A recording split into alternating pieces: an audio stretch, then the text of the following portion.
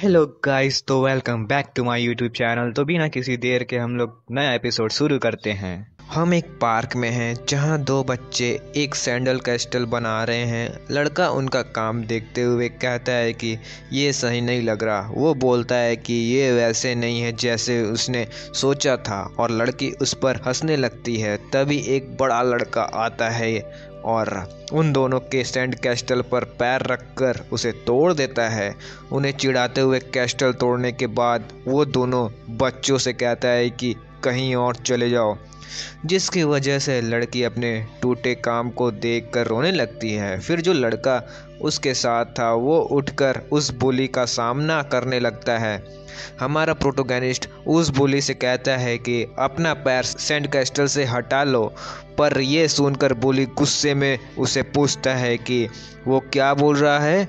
लड़का गुस्से में अपनी बात दोहराता है, अपना पैर हटा लो। प्रोटोगनिस्ट के चेहरे को देखकर बुली थोड़ा घबरा जाता है, लेकिन दिखाने की कोशिश करता है कि वो सीरियस है। उसी वक्त एक पैर बुली के सामने शैडो की तरह आता है और एक एक्रोबैटिक मूव में प्रोटोगनिस्ट उसके चेहरे पर एक किक मार देता है। इस किक के कारण बुली जोर से गिर जाता है और प्रोटोगनिस्ट अटैक के लिए तैयार खड़ा रहता है। बुली धीरे धीरे उठता है, अपनी नाक साफ करता है और देखता है कि उसके नाक से खून निकल रहा है। ये देखकर वो और भी गुस्सा हो जाता है, लेकिन रिटेलिएशन के वजह वो रोने लगता है और मदद मांगता है। इसे प्रोटोगनिस्ट सरप्राइज हो जाता है, जबकि उसका दोस्त उसके पीछे छुप जाता है। कुछ देर बाद बुली वापस आता है अपनी नाक पर बैंडेज लगाकर और अपने बड़े भाई के साथ वो पूछता है कि क्या प्रोटोगनिस्ट ने उसे मारा था। प्रोटोगनिस्ट बस उसे उसके बड़े भाई को सीरियसली देखता है बिना कोई वजह दिए। ये देखकर बड़े भाई को गुस्सा आता है। बड़े भाई प्रोटोगनिस्ट को बात करने के लिए फोर्स करता है, लेकिन वो बस उनकी हर मूव को डॉस कर लेता है। ये उन्हें और इरिटेट कर देता है। फिर जब प्रोटोगनिस्ट एक गैप देखता है तो वो बड़े भाई के लेग्स के बीच में एक किक मार देता है, जिसे छोटा बुली घबरा जाता है। उस वक्त छोटा बुली प्रोटोगनिस्ट से शिकायत करता है कि उसने उसके भाई के साथ ऐसा क्यों किया। प्रोटोगनिस्ट कामली बोलता है कि ये सब उसने बिना मार्शल आर्ट सीखे किया है। वो हमेशा से एक ट्रबल मेकर रहा है। बचपन की उन लड़कियों की उसे कभी परवाह नहीं थी, लेकिन याद है कि ये तभी प्रॉब्लम बन गया जब वो बड़ा हो गया। कुछ साल बाद प्रोटोगनिस्ट मून एलिमेंट्री स्कूल के 5th में पढ़ रहा था। एक दिन स्कूल जाते वक्त उसे एक ग्रुप हाई स्कूलर ने गली में बुलाया। एक हाई स्कूलर उसे एक फेवर करने को कहता है, अपने चेहरे पर एक सस्पिशियस एक्सप्रेशन के साथ। फिर वो अपना हाथ प्रोटोगनिस्ट के शोल्डर पर रखता है, बोलता है कि वो भी कभी मून एलिमेंट्री का स्टूडेंट था। उसके बाद वो प्रोटोगनिस्ट को धक्का देते हुए गली में ले जाता है जहां उसके दोस्तों का ग्रुप था। उसका एक दोस्त मजाक उड़ाता है कि ऑस्टिन हाई स्कूलर के पास लोगों को फंसाने का एक अलग टैलेंट है। वही ग्रुप की एक लड़की ऑस्टिन से बोलती है कि जल्दी करो। ऑस्टिन प्रोटोगनिस्ट को और भी सस्पिशियस नज़र से देखता है और पूछता है कि क्या वो उनकी हेल्प करेगा। प्रोटोगनिस्ट उसे सीधा पूछता है कि वो लोग क्या चाहते हैं। ये सवाल सुनकर ऑस्टिन इरिटेट हो जाता है और कहता है कि अपने पैसे दे दो। प्रोटोगनिस्ट बोलता है कि हाई स्कूलर इतना गरीब है कि उन्हें बच्चों से पैसे मांगने की जरूरत पड़ती है। ये सुनकर ग्रुप ऑस्टिन का मजाक उड़ाने लगता है, कहकर कि लड़का ऑस्टिन तो गुस्सा दिलाने में एक्सपर्ट है।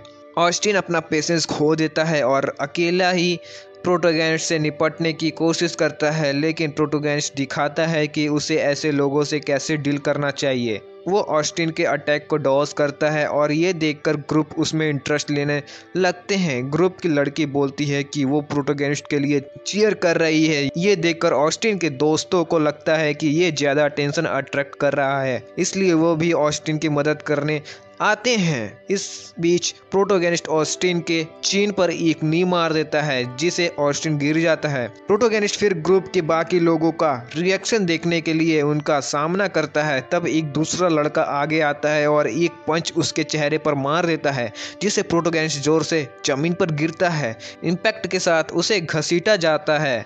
दूसरे हाई स्कूलर इरिटेट हो जाता है और प्रोटोगेनिस्ट को सबक सिखाने की सोचता है, लेकिन प्रोटोगेनिस्ट कहता है कि उसे कभी डर नहीं महसूस किया, ना ही कभी सोचा कि उसके एक्शंस के बाद क्या होगा।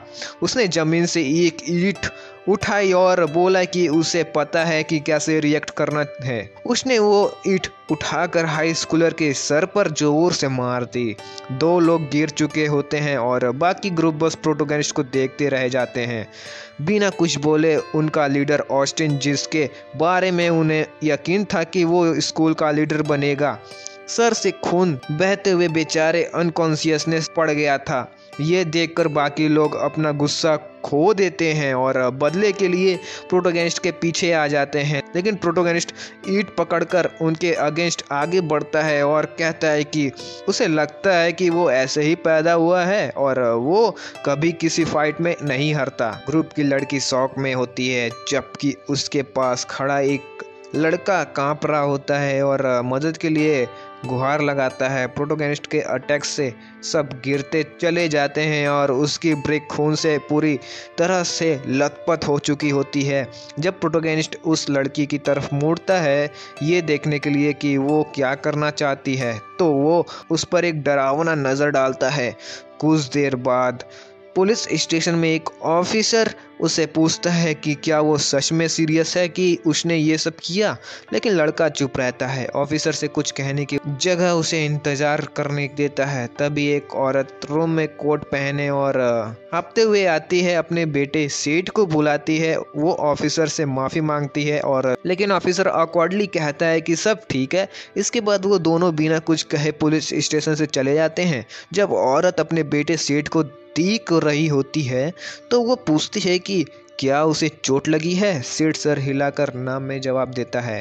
फिर वो झुकती है और सेठ से एक प्रॉमिस करने के लिए बोलती है जो उसे कंफ्यूज कर देता है। उसकी माँ सेठ से वादा करने को कहता है कि वो अब कभी किसी से लड़ाई नहीं करेगा। सेठ सर हिलाकर मान जाता है और कहता है कि उसके पास कोई और चॉइस नहीं है, क्योंकि वो उसकी माँ की आंखों में फिर भी कभी वो उदासी नहीं देखना चाहता। उसकी माँ उसका शुक्रिया अदा करती हैं, लेकिन सेठ को याद है कि उस वक्त उसे असली वजह का पता नहीं था जो उस उदासी के पीछे थी। वक्त बीता और सेठ हाई स्कूल पहुंचता है उसी डिटरमाइंड एक्सप्रेशन के साथ जो उस वक्त था। तभी एक लड़का फोर्स के साथ दरवाज़ा खोलता है और सेठ को बुलाता है। क्लियरली उसे लड़ाई के लिए तलाश रहा होता है। वो रूम में घुसकर सेठ की पीठ पर जोर से किक मार देता है और पूछता है कि क्या सेठ अपने आप को मजाक लगता है। उस किक के साथ सेठ दीवार पर टकरा जाता है। वो लड़का सेठ से कहता है कि बस उसकी बात मानो और अगर पैसे चाहिए तो किसी और से मांग लो। सेठ गुस्से से भर जाता है और रिटेलिएट करने के बारे में सोचता है, लेकिन वो रुक जाता है और सिर्फ माफ़ी मांग लेता है। फिर वो लड़का सेठ का सर जमीन पर धक्का देता है और कहता है कि ऐसे दोबारा मत करना। वो ये भी कहता है कि सेठ को अपने आप संभालना चाहिए, खासकर उसके आसपास अगर वो प्रॉब्लम्स नहीं चाहता। वार्निंग देने के बाद वो लड़का अपने दोस्तों के साथ रूम से निकल जाता है जो सेठ पर हंस रहे होते हैं। सेठ गुस्से से कांपता हुआ अपने हाथ बांध लेता है, लेकिन फिर एक गहरी सांस लेता है और बस बोलता है कि उसने ठीक किया जो रिएक्ट नहीं किया। घर पहुंचने पर उसकी माँ उसे ऑब्जर्व करती हैं और कुछ अनुमान लगाती हैं। वो एक रेस्टोरेंट में काम करती हैं और उसे पूछती हैं कि स्कूल कैसा था। सेठ बस कहता है कि स्कूल ग्रेट था। फिर वो रेस्टोरेंट के बारे में पूछता है और उसकी माँ कहती है कि सब कुछ बहुत अच्छा चल रहा है। सेठ सोचता है कि उसके बस एक ही ख्वाहिश है, अपनी माँ के चेहरे पर हमेशा मुस्कान देखना, चाहे कुछ भी हो जाए। लेकिन तभी एक काली गाड़ी रेस्टोरेंट के सामने वाली गली में रुकती है। जब वो लोग देखने जाते हैं कि क्या हो रहा है तो उन्हें कई गाड़ियां दिखाई देती हैं और कुछ आदमी उनमें से निकलते हैं। ये आदमी एक फ्यूरियल फोटो के साथ आते हैं और कहते हैं कि वो आदमी अब नहीं रहा जो उसकी माँ को झटका देता है। सेठ अपनी माँ को गिरते हुए देखकर घबरा जाता है और पूछता है कि क्या हो रहा है। वो फोटो की तरफ देखता है और याद करता है कि उस दिन उनके साथ कुछ हुआ था। साल गुजरते हैं और हम ये हाई स्कूलर में देखते हैं जहां एक नए स्टूडेंट के बारे में अफवाहें होती हैं और सब उसके बारे में क्यूरियस होते हैं। जब वो स्टूडेंट क्लासरूम के पास आता है तो टीचर उसका जिक्र करता है और कहता है कि सब उसकी मदद करें। तभी वो स्टूडेंट क्लासरूम में आता है और अपना नाम सेठ कांग बताता है। लड़कियां उसकी तरफ देखती हैं और नोटिस करती हैं कि वो काफ़ी हैंडसम है। उनमें से एक लड़की को लगता है कि नाम को पहचानती है, लेकिन कंटिन्यू मरमर्स के वजह से टीचर इरिटेट हो जाता है और सबको चुप रहने के लिए कहता है। रूम के पिछले हिस्से में लड़के सेठ को मैलिशियस लॉदर के साथ ऑब्जर्व करते हैं। तभी एक लड़का कुछ नोटिस करता है और उसका दोस्त उसे पूछता है कि क्या हुआ। वो लड़का सेठ को पहचान लेता है और सोचता है कि एक बड़ी कोइंसिडेंस है। सेठ अपने आप को क्लास के सामने इंट्रोड्यूस करता है और टीचर उसे पीछे वाले एम्प्टी बेंच पर बैठने के लिए कहता है। सेठ अपनी डेस्क की तरफ बढ़ता है और स्पीकी हेयर लड़के के पास बैठता है जो सो रहा होता है। जैसे ही वो साइड में देखता है उसे वही मैलिशियस स्माइल के साथ एक लड़का घूरता हुआ दिखता है। सेठ एक फ्रेंडली स्माइल देने की कोशिश करता है क्योंकि वो उन्हें पहचान लेता है और याद करता है कि वो लड़का भी उसके हाई स्कूल में थे। ब्रेक के दौरान उनमें से एक लड़का सेठ के पास आता है और कहता है कि जब सेठ ट्रांसफ़र हो गया था तो उन्हें बुरा लगा। धीरे धीरे वो लड़के सेठ को घेरना शुरू कर देते हैं और कहते हैं कि उनका स्कूल ईयर ज़बरदस्त होने वाला है। सेठ एक स्माइल देता है जो उस लड़के को इरिटेट कर देती है। वो पूछता है कि क्या सेठ उसे याद नहीं। सेठ एक हल्की सी डेड और खाली स्माइल के साथ कहता है कि वो कैसे उसे भूल सकता है। उसका एक्सप्रेशन देखकर लड़का डर जाता है और उसका दोस्त गुस्से में सेठ से पूछता है कि क्या वो पागल है। इसी बीच जो स्पीकी हेयर लड़का सो रहा था वो अपनी नींद तोड़कर सबको चुप रहने के लिए बोलता है। वो अपना थोड़ा सा चेहरा उठाकर गुस्से भरे एक्सप्रेशन के साथ कहता है कि क्या उन्हें दिखता नहीं कि वो सो रहा है। उसकी बात सुनकर बुली और ज़्यादा डर जाता है और तुरंत माफ़ी मांग लेता है। लड़ाई टालने के बाद बुली उठकर कहता है कि उसकी बात सेठ के साथ अभी ख़त्म नहीं हुई है। सेठ अपने स्लीपी क्लासमेट की तरफ देखकर कंफ्यूज हो जाता है। इसी वक्त टीचर दरवाज़ा खोलता है, थोड़ा कांपता हुआ क्योंकि वो एक बहुत बूढ़ा आदमी होता है। वो धीरे धीरे डेस्क की तरफ चलता है और क्लास शुरू करने की कोशिश करता है, लेकिन कंफ्यूज हो जाता है और भूल जाता है कि उस दिन का लेसन प्लान क्या था। दूसरी तरफ बुली सेठ के बारे में सोच समझकर गुस्सा कर रहा होता है कि कैसे सेठ ने उसे बिना जवाब दिए छोड़ दिया। वो बदला लेने की प्लान बनाता है। जब वो सेठ की तरफ देखता है तो सेठ विंडो की बाहर देख रहा होता है। अपने स्लीपी क्लासमेट के पास सेठ उस दिन के मौसम को ऑब्जर्व करता है और एक हल्की सी स्माइल देता है। दूर एक लड़की उसे देख रही होती है जो सोचती है कि ये वही लड़का है जिसे वो अपने छोटे समय में मिली थी, लेकिन जैसे ही सेठ उसकी तरफ देखता है लड़की घबरा कर पलट जाती है। सेठ थोड़ा कंफ्यूज हो जाता है और सोचता है कि क्या वो लड़की भी उसे पहचानती है, लेकिन जल्दी ही वो इस बात को इग्नोर करके फिर से विंडो की तरफ देखने लगता है, सोचते हुए कि ये मज़ेदार हो सकता है। कुछ देर बाद इतना रिलैक्स्ड फील करता है कि उसे नींद आने लगती है। इसी वक्त स्पीकी हेयर लड़का जाग चुका होता है और सेठ डेस्क के नीचे सो जाता है। ब्लॉन्ड लड़का जो प्रोटोगनिस्ट को ऑब्जर्व कर रहा था 1 मिनट के लिए रूम से बाहर निकल जाता है। बुली जो अब तक डर रहे होते हैं सेठ को सोया हुआ देखकर इम्प्रेस लगते हैं, लेकिन फिर समझते हैं कि अब ये उनके लिए सेठ से बात करने का मौका हो सकता है। बुली अपने दोस्तों के साथ जोड़ता है और सेठ के पास टेबल पर जाता है अपना हिसाब चुकता करने के लिए, लेकिन तभी कोई उन्हें रोकने आ जाता है। वो लड़की जो सेठ को पहचान गई थी लड़कों के सामने खड़ी हो जाती है और उन्हें सेठ के पास जाने से रोकती है। ये देखकर बुली इरिटेट हो जाता है और कहता है कि अब उसका नंबर भी आ गया है। लेकिन लड़की उसने क्लासरूम में प्रॉब्लम क्रिएट करने से रोकती है। बुली गुस्से में कहता है कि उसे इस बात की परवाह नहीं है और लड़की को रास्ते से हटने को बोलता है, लेकिन लड़की बिल्कुल नहीं घबराती और कहती कि क्लास रिप्रेजेंटेटिव होने के नाते वो उन्हें अपनी मर्जी चलाने नहीं देगी। तभी सेठ का हाथ उसकी सोल्जर पर आता है और वो कहता है कि मदद के लिए शुक्रिया, लेकिन वो चाहता है कि लड़की पीछे हो जाए। सेठ उन बुली लड़कों को अपने हाई स्कूल फ्रेंड्स कहकर बुलाता है और पूछता है कि क्या उन्होंने उसे मिस किया, क्योंकि उसने तो अपने क्लासमेट्स को मिस किया था। उसका एक्साइटमेंट देखकर वो लड़की उसे क्यूरियस होकर देखती है। प्रोटोगनिस्ट अपनी लाइफ के बारे में बताने लगता है कि उसने अपने आप को बचपन में रोका क्योंकि उसकी माँ की वजह से वो लड़ाई से दूर रहना चाहता है। ये सुनकर बुली को कुछ अलग लगता है, लेकिन उसे अपने बाप की बात भी याद आती है जो कहते थे कि किसी को अपने ऊपर हावी मत होने देना। कुछ ही देर बाद ब्लॉन्ड लड़का क्लासरूम में वापस आता है और नोटिस करता है कि कुछ अलग है। वो देखता है कि बुली और उनके दोस्त तो वहाँ नहीं है और अपनी जगह पर जाकर बैठ जाता है। सेठ फिर से सोया हुआ लगता है।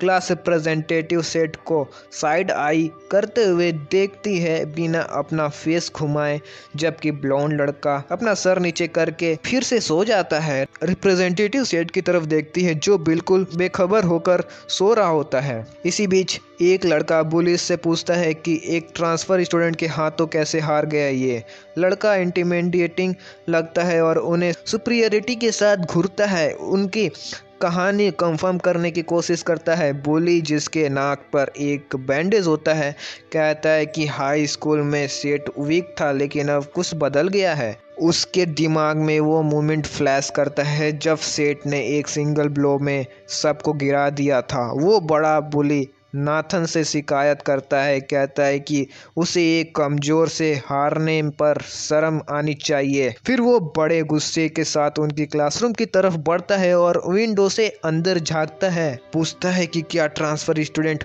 वहाँ है।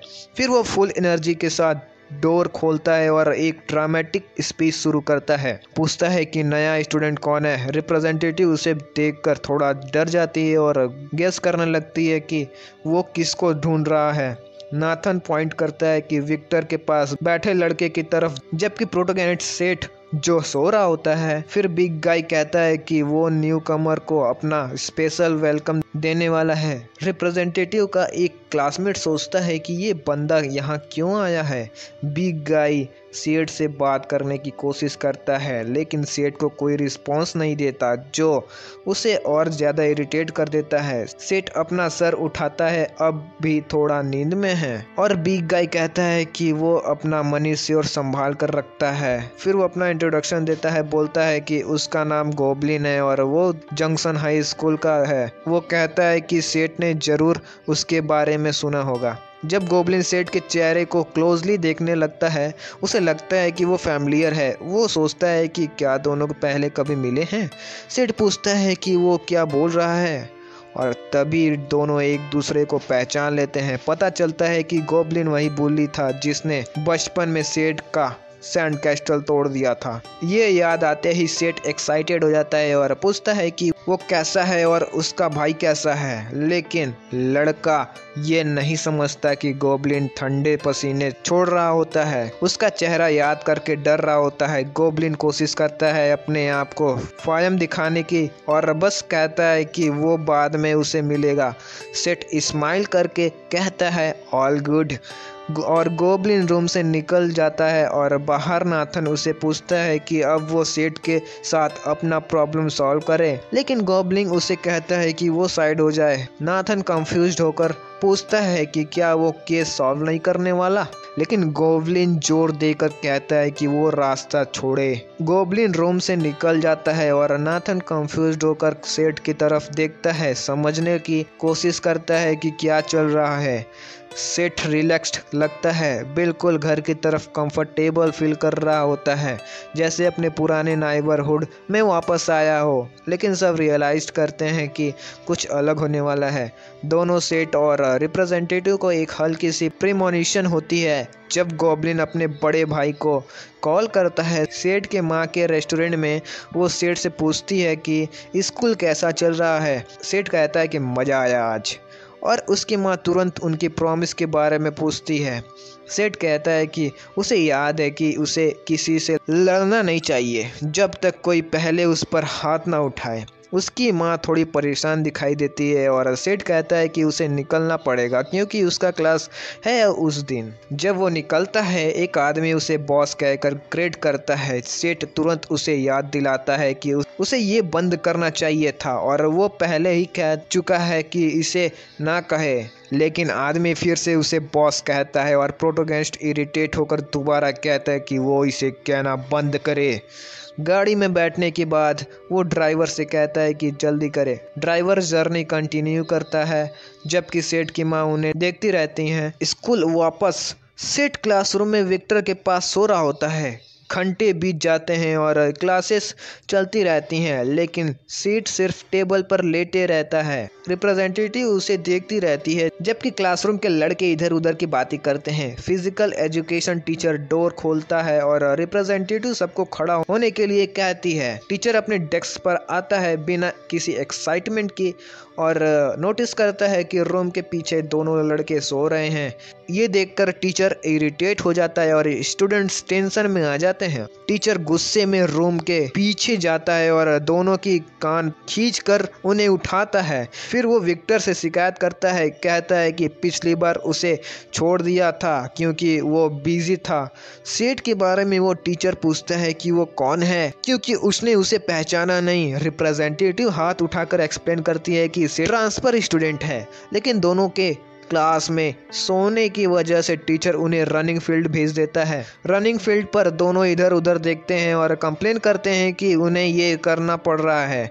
टीचर समझता है कि दोनों को फील्ड के 3 लैप्स लगाने होंगे, लेकिन वो एक ट्विस्ट ऐड करता है कि जो पहले फिनिश लाइन क्रॉस करेगा उसे सजा नहीं मिलेगी, जबकि लूजर को अपनी पैदाइश पर पछताना पड़ेगा। लेकिन दोनों किसी भी एक्साइटमेंट के बिना शुरू करते हैं जबकि टीचर उनसे गुस्से में जोर से जवाब मांगता है।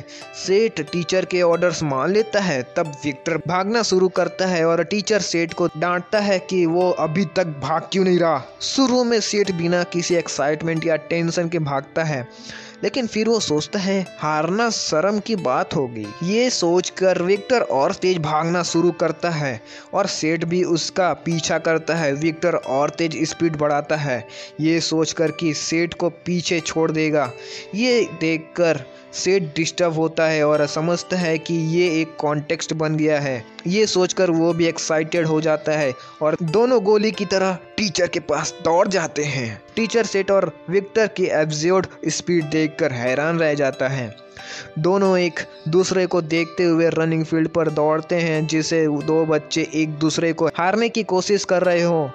रेस खत्म होने के बाद दोनों थक जाते हैं और विक्टर सेठ को क्यूरियस नज़र से देखता है, जबकि सेठ सोचता है कि ये मज़ेदार होगा। टीचर अब भी सरप्राइज होता है कि कोई विक्टर के लेवल तक पहुंच सकता है। अगले दिन national team fighting selection contest का final round open weight category में हो रहा होता है। एक ब्लॉन्ड लड़का अपने आप पर फक्र करता है कि वो टीम ज्वाइन करने के करीब है क्योंकि उसे बस एक और ओपोनेंट को हराना है। लेकिन उसका ओपोनेंट एक बहुत बड़ा लड़का होता है जो उसके पीछे से एक अजीब सी ऑरा के साथ उसे देख रहा होता है। सारे स्पेक्टर्स टेंशन में होते हैं और वो लड़का ब्लॉन्ड की बातों से इरिटेट लगता है। ब्लॉन्ड के ज़्यादा बोलने के बावजूद वो लड़का उसे इजली हरा देता है। लड़ाई के बाद कॉम्पिटिटर ब्रॉक चैंग अपने लॉकर रूम में रिलैक्स कर रहा होता है। तभी गोब्लिन उसे मिलने आता है। गोब्लिन पूछता है कि वो क्या कर रहा है और कहता है कि बचपन में जिस लड़के ने उन्हें हराया था वो वापस आ गया है। ये सुनकर ब्रॉक डर जाता है और कांपने लगता है। उसकी हालत देखकर उसका भाई क्यूरियस हो जाता है। वापस स्कूल में सेठ और विक्टर को टीचर ने काउंसलिंग रूम में भेज दिया था, ये कहते हुए कि वो उनकी क्लास में दोबारा ना सोए। फिर सेठ टीचर से विक्टर से पूछता है कि उसका अगला कंपटीशन कब है। विक्टर कहता है कि उसने अभी तक रजिस्टर नहीं किया। टीचर समझता है कि अगर विक्टर प्रोफेशनल बनना चाहता है तो उसे वेट पर भी ध्यान देना चाहिए। फिर टीचर सेठ की तरफ मुड़ता है और पूछता है कि क्या वो किसी टीम का हिस्सा है। सेठ समझ नहीं पाता तो टीचर क्लियरफाई करता है कि वो एथलेटिक टीम्स के बारे में बात कर रहा है। सेठ कहता है कि वो किसी टीम में नहीं है, जो टीचर को उसके वास्टेड पोटेंशियल की वजह से डिसअपॉइंट करता है। फिर वो दोनों को वापस क्लासरूम भेज देता है। क्लासरूम में वापस जाकर एल्डरली टीचर उनसे उनकी जगह पर बैठने को कहता है। सेठ और विक्टर टीचर की तरफ देखते हैं, लेकिन तुरंत ही लेटे हैं और एक दूसरे को देखते देखते फिर से सो जाते हैं। उस दिन शाम को ब्रोक सेठ को ढूंढने के लिए स्कूल आता है, ये सोचकर कि वही जगह क्यों चुनी गई है। तभी सबको खबर मिलती है कि ब्रोक वापस स्कूल आया है और सब लड़के अटेंटिव हो जाते हैं। ब्रोक स्टूडेंट काउंसलिंग रूम जाता है, जहां प्रेसिडेंट उसे पूछता है कि क्या वो फिर वापस आया। इसी बीच सेठ अपने रूम में सो रहा होता है और विक्टर उठकर जाने के लिए तैयार होता है। विक्टर भागता हुआ ब्रोक के पास से गुजरता है और उसे ब्रूम हेड बुलाकर पूछता है कि उसकी क्लास कहाँ है। जब ब्रोक इग्नोर करता है तो वो उसकी शर्ट पकड़ लेता है और विक्टर को जवाब देने के लिए फोर्स करता है।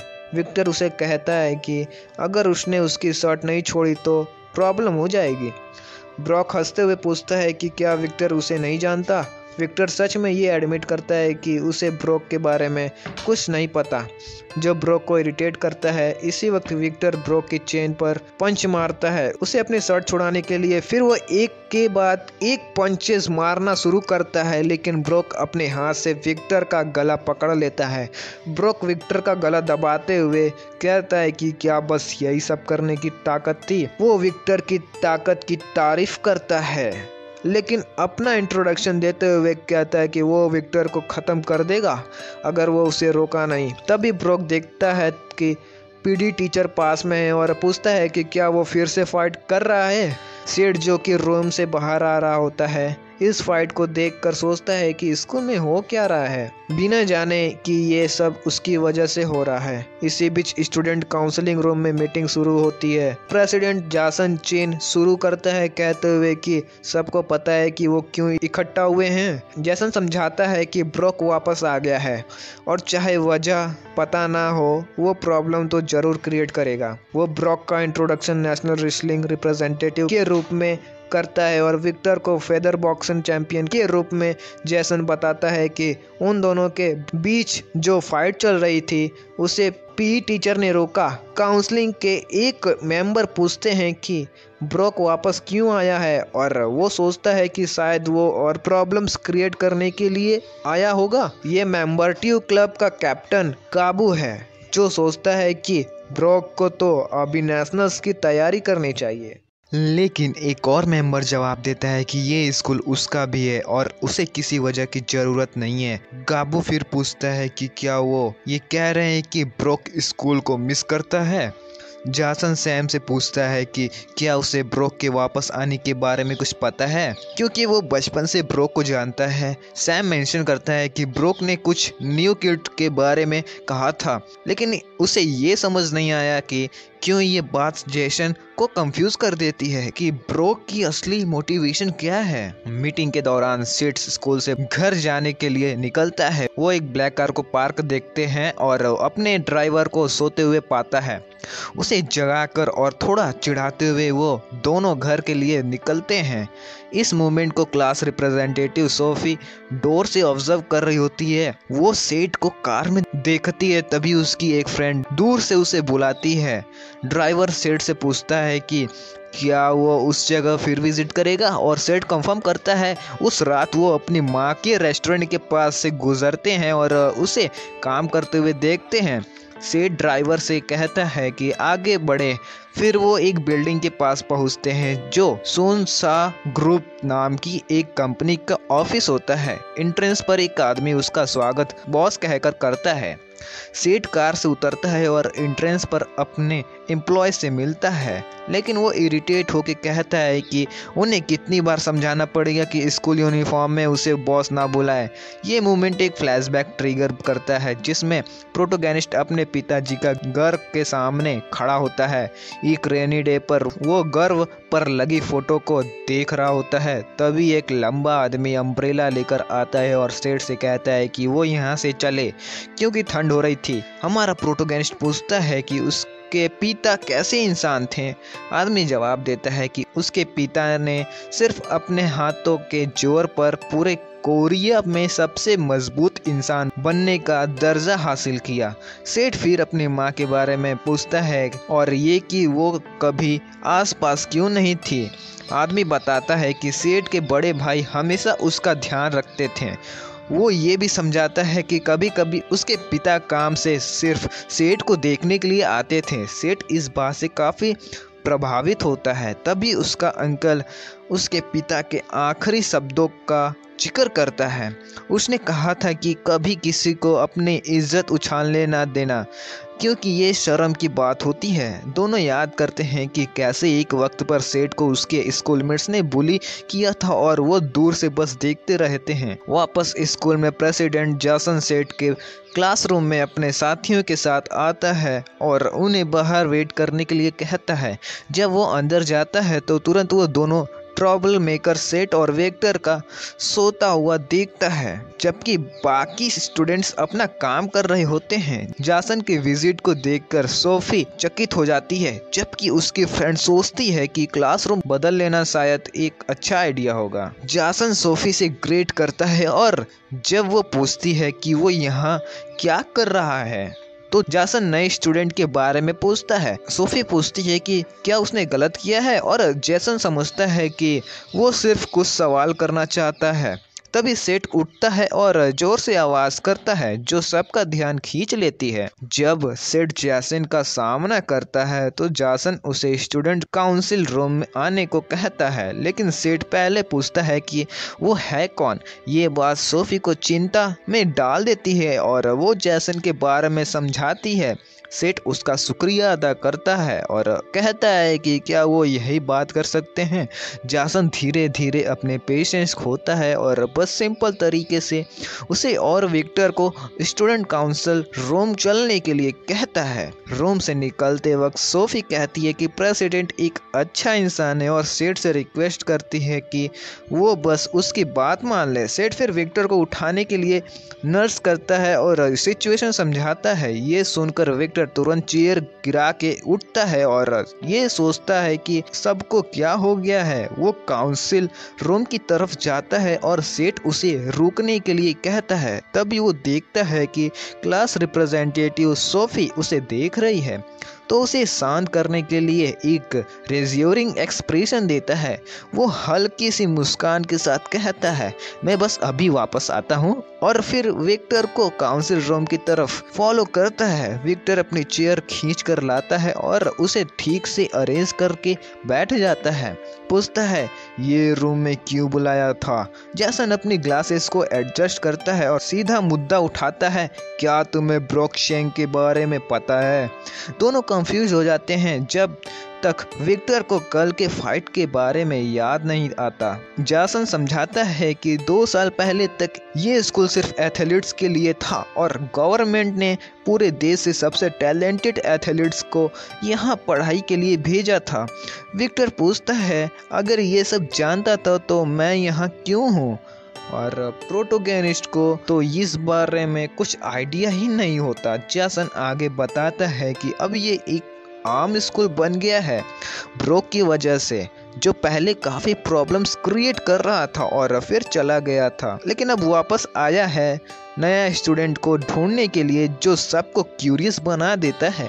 जैसन पूछता है तो तुम्हारा उसे क्या रिलेशन है। सेठ कुछ देर चुप रहता है, फिर मानती है कि उसे ब्रोक्शैंग के बारे में कोई आइडिया नहीं है, जिसे सब और भी कंफ्यूज हो जाते हैं। इस बीच काउंसलिंग रूम में टीचर ब्रोक से बात कर रहा होता है। पूछता है, मैंने सुना है तुम नेशनल टीम में हो। ब्रोक कैसे भी उदास नजर आता है तो टीचर उसे पूछता है कि क्यों वो खुशी नहीं दिख रहा, जबकि उसने सोचा था कि ये उसका सपना होगा।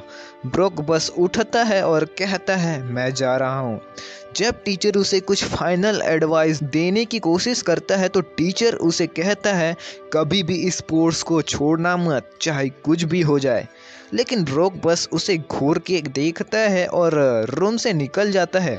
दरवाज़ा बंद करके वापस स्टूडेंट काउंसिल रूम में जैसन बताता है कि ब्रोक के टाइम में क्या हुआ था, कि जब वो आया था तो कई स्टूडेंट्स को सस्पेंड कर दिया गया था। जब वो देखने गया तब तक बहुत देर हो गई थी, क्योंकि ब्रोक ने कई स्टूडेंट का पीछा छोड़ा था और जैसन को खून से लटी हुई वजह से सामना किया था। कई स्टूडेंट के एथलेटिक्स करियर्स खत्म हो गए थे और उन्हें छोड़ना पड़ा। ब्रोक को जुवेनाइल डिटेंशन भेजने की धमकी दी गई थी और एक्सपेल कर दिया गया था। जैसन समझाता है कि एक जुदा हुआ टीम का मेंबर नेशनल टीम के लिए जाना था, लेकिन उस इंसिडेंट के बारे में उसे रुकना पड़ा।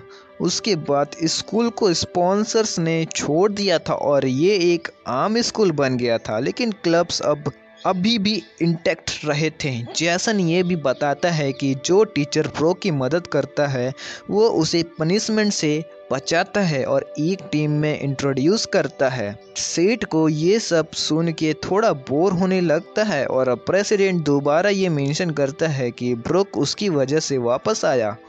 विक्टर थोड़ा इरिटेट हो जाता है सेठ को क्यूरियस नज़रों से देखते हुए, जबकि प्रोटोगनिस्ट कुछ समझ नहीं आता। दिन के एंड में दोनों स्कूल से निकल रहे होते हैं। जब रिप्रेजेंटेटिव उनके बाहर इंतज़ार कर रही होती है, हमारा प्रोटोगनिस्ट उसे वहां खड़ा देख लेता है और विक्टर टीजिंग स्माइल देके सीन से निकल जाता है। सोफी पूछती है, क्या तुम ठीक हो? सेठ कंफर्म करता है, जिसे विक्टर उसे गुड बाय कह के चला जाता है। सेठ अभी भी कंफ्यूज्ड होता है जब तक विक्टर दोनों से अलविदा नहीं कहता और सोफी से पूछता है क्या वो उसका इंतज़ार कर रही थी।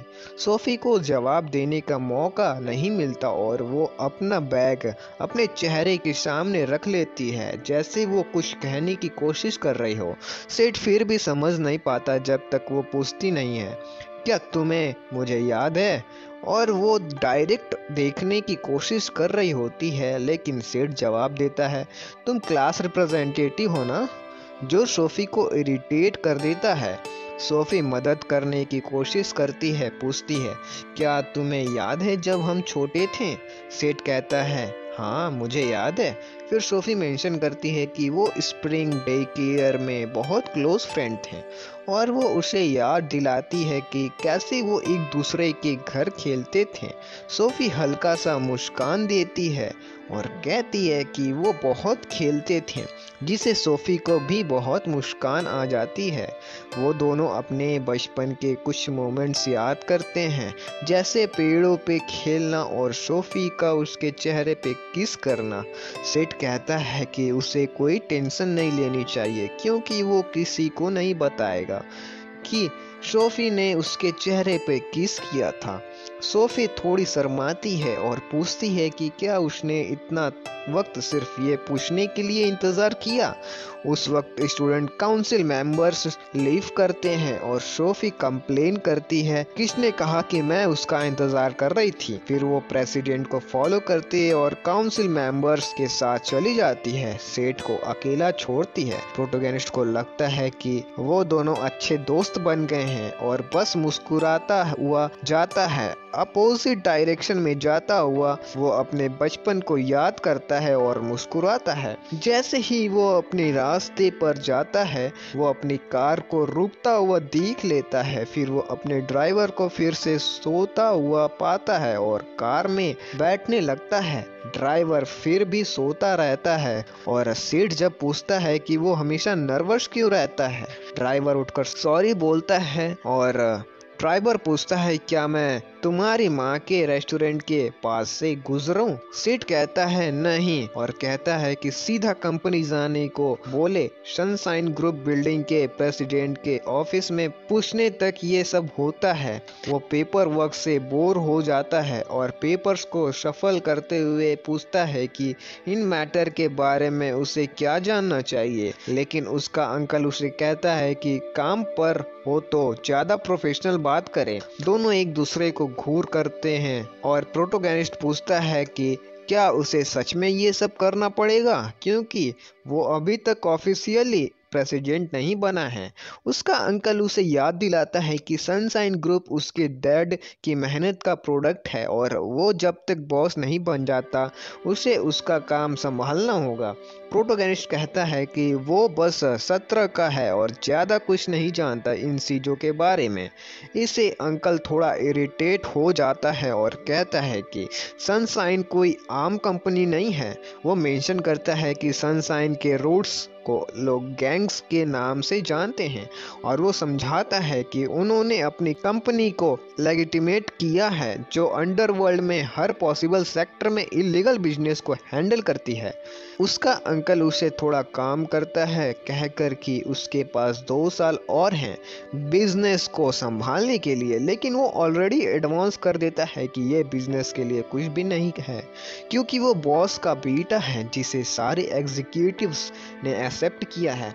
प्रोटोगनिस्ट थोड़ा साइज लेता है जब तक उनको एक कॉल नहीं आता। फिर सीट का अंकल का कॉल उठाता है और कोई कहता है कि बुली वाले लोग वहाँ हैं, लेकिन कॉल ड्रॉप हो जाता है। अंकल डीपली इरिटेट हो जाता है और फिर एक डोर किक करके खुलता है। अंकल पूछता है तुम लोग क्या समझते हो तुम क्या कर रहे हो? इस मोमेंट पे बूजिंग ग्रुप का बॉस डेरिक पी रूम में इन्वेट कर लेता है और पूछता है कि क्या वो यहाँ वेलकम नहीं है? अंकल कहता है कि ये तो धोखा दिया है। डेरिक गुस्से में जवाब देता है कि वो सीट को पावर में एक्सेप्ट नहीं करता क्योंकि वो एक बस लड़का है। उसका एटीट्यूड अंकल को इतना इरिटेट करता है कि सीट को बीच में आकर उनके कॉन्वर्सेशन को स्टॉप करना पड़ता है। प्रोटोगनिस्ट उसे घूर कर पूछता है कि डेरिक को एनओएस कैसे था? डेरिक जवाब देता है कि वो लास्ट टाइम केयरलेस था और सीट पूछता है कि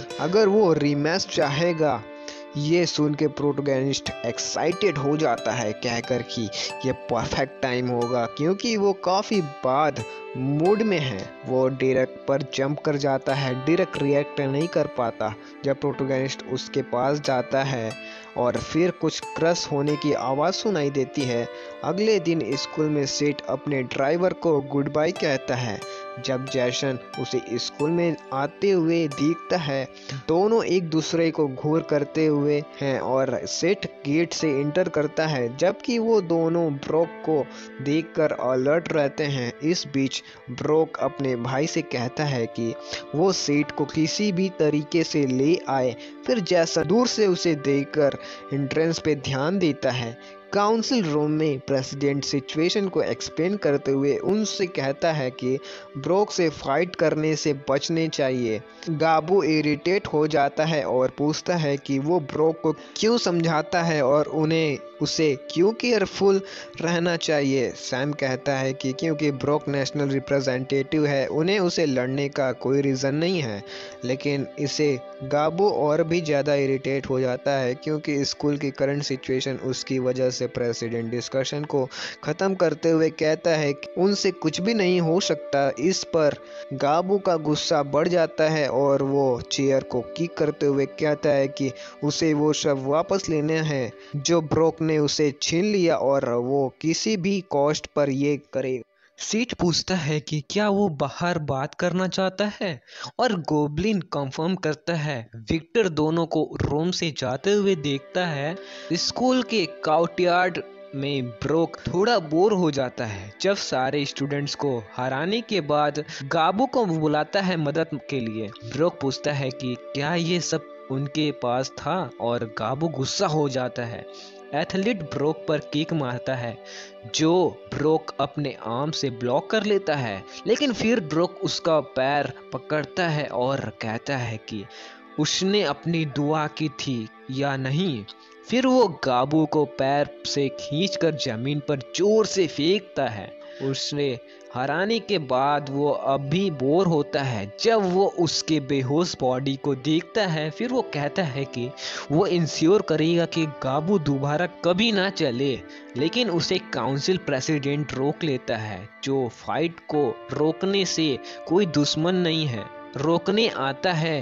ब्रोक उसे पहचानता है और जासन पूछता है कि वो यहाँ क्यों है जब उसका स्कूल से कोई दुश्मन नहीं है। ब्रोक कहता है कि उसे स्कूल से कोई प्रॉब्लम नहीं थी, बस वो नया स्टूडेंट से मिलना चाहता था। जासन उसे कहता है कि वो स्कूल में और ज्यादा डिस्टर्बेंस ना करे। ब्रोक कहता है कि उसे जासन का कुछ नहीं हो सकता क्योंकि वो एक अमीर फैमिली से है और काउंसिल प्रेसिडेंट है, वो सुपीरियर है। प्रेसिडेंट अपनी पोजीशन में रहते हुए कहता है कि वो पूरा स्कूल उसके लिए ट्रबल में नहीं डाल सकता। तभी प्रोटोगनिस्ट गोबलिन के साथ स्कूल में इंटर होता है और दोनों एक दूसरे को घूर करते हैं।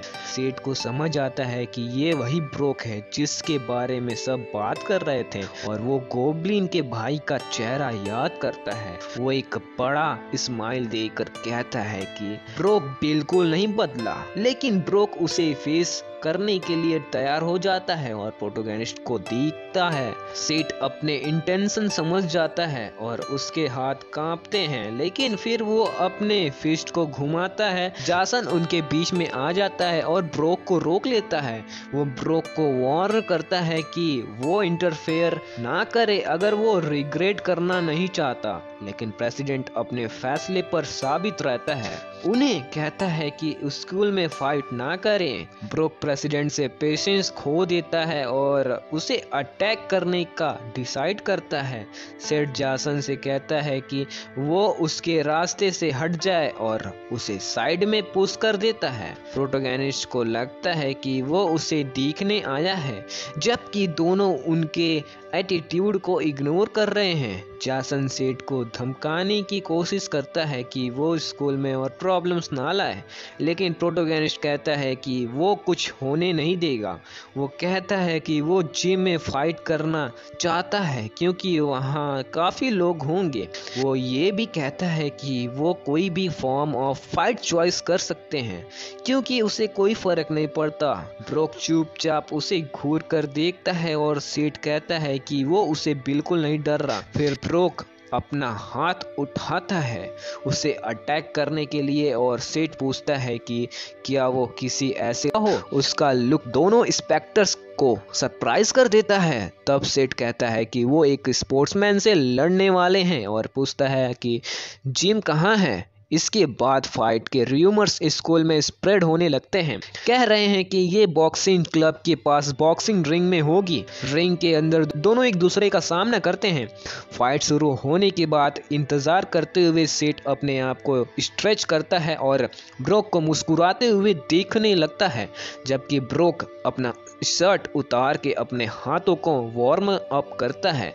तब काउंसिल के लड़की जासन के पास आती है और प्रवोक करते हुए पूछती है कि वो ये सब जिम के ऊपर वाले ब्लेचर्स में रिजॉल्व नहीं कर सकते थे। नाथन जो फाइट के स्टार्ट होने पर सरप्राइज होता है। फिर फिजिकल एजुकेशन टीचर आता है, जोर से सबको चीख कर के सबको छुपने के लिए कहता है। सबको चिंता होती है कि क्या होगा और काउंसिल के लड़की जासन को ब्लेम करने लगती है, लेकिन जब वो रिंग तक पहुंचता है टीचर सिर्फ सेठ के लिए एक पैर पर ग्लव्स छोड़कर कहता है कि ये फाइट के लिए जरूरी है। वो बताता है कि वो रेफरी होगा और फाइट एमए रूल्स के अंडर होगी। 3 राउंड्स, हर राउंड्स 3 मिनट का। स्टेज टीचर को ऑब्जर्व करता है और एक कॉन्फिडेंट स्माइल देता है। मीनवाइल क्लासरूम में एक लड़का धूम से अंदर आता है और चिल्लाता है कि बॉक्सिंग जिम में फाइट हो रही है। उस मोमेंट पर सोफी को इस बात की चिंता होती है, जबकि विक्टर ब्रोक का नाम सुन के उड़ जाता है। दोनों सीरियसली एक दूसरे को देखते हैं जब तक टीचर उन्हें याद दिलाता है कि ये एक स्पोर्ट है। प्रोटोगनिस्ट डिसाइड करता है कि वो ब्रोक से पूछेगा कि क्या ये सब इसलिए हो रहा है क्योंकि बचपन में उसने ब्रोक को हराया था और उसे सोरे लूजर कहकर बुलाते हैं, लेकिन इसे ब्रोक और ज्यादा इरिटेट हो जाता है। ब्रोक एक्सप्लेन करता है कि वो उस फाइट में पहली और आखिरी बार हार गया था और पूछता है कि क्या ये उसके लिए काफी रीजन है। टीचर गॉन्ग बजाता है और फाइट शुरू हो जाता है। ब्रोक सेठ का चेहरा पकड़ने का ट्राई करता है जो डॉस कर जाता है, लेकिन उस मोमेंट में कुछ नोटिस करता है। फिर सेठ ब्रोक का हाथ पकड़ता है और अपना स्ट्राइक प्रिपेयर करता है।